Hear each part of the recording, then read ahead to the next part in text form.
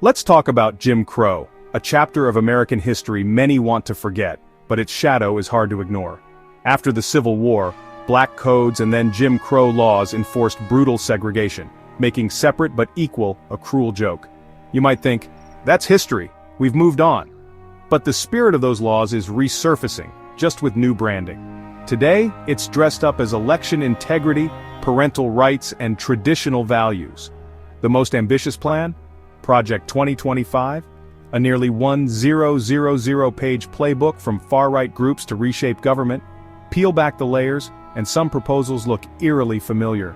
We're not talking about a literal return to Jim Crow, but the same goals, control, limit, disenfranchise, are back in style. So, let's connect the dots.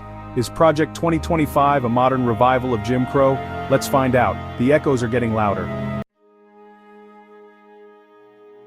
Voting is the heart of democracy, but for Black Americans, Jim Crow made it nearly impossible. Poll taxes and literacy tests kept people out, by design. Today, strict voter ID laws and purging voter rolls are the new barriers.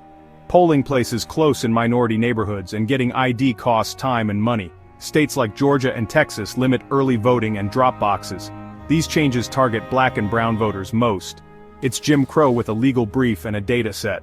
The velvet rope is back, just harder to see. The fight for the right to vote is far from over. Even if you vote, who protects your rights in daily life? Historically, the Department of Justice's Civil Rights Division was the enforcer.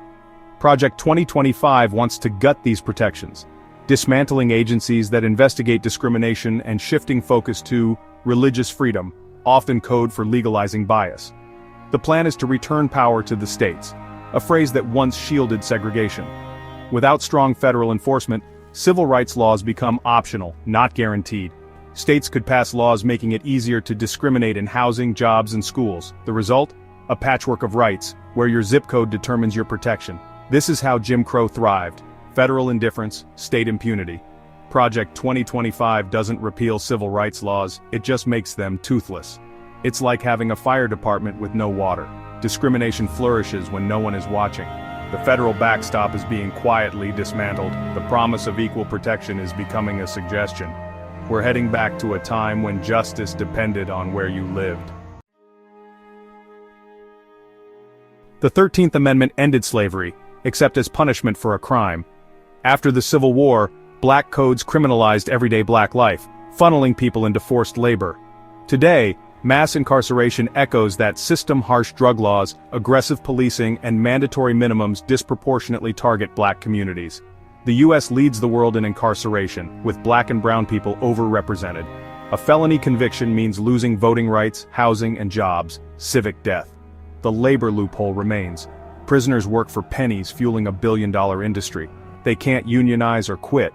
Modern convict leasing hidden behind prison walls. Project 2025 wants harsher sentencing, more prisons, and less reform. Law and order rhetoric ignores root causes and doubles down on punishment. The logic is the same: control through criminalization. If you can't segregate, you incarcerate. The system hasn't disappeared, it's evolved. The new plantation is built on policies, not chains. The cycle of control continues. Jim Crow wasn't just about laws, it was about erasing black history and pride. Today, a new wave of book bans and curriculum restrictions targets lessons on race and inequality.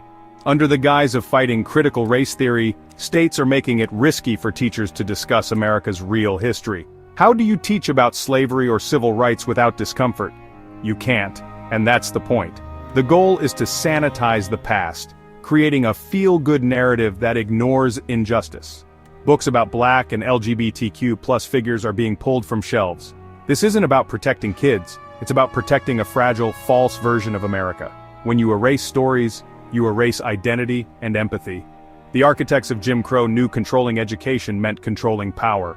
Today's book bans and gag orders build new walls, intellectual segregation.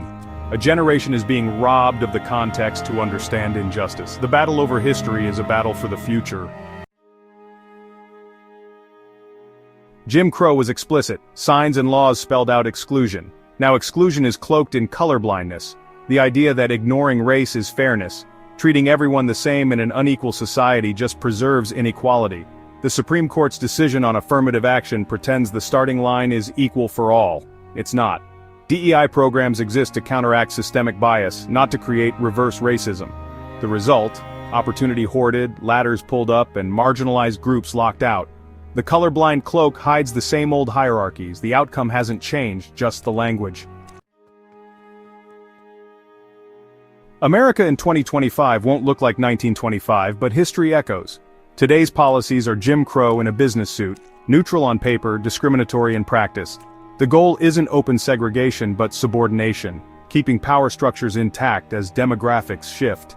Recognizing these patterns isn't alarmist, it's necessary. Civil rights gains were hard-won and can be unraveled quietly. Democracy can be dismantled with a whisper, not a bang. The fight for a multiracial democracy is ongoing.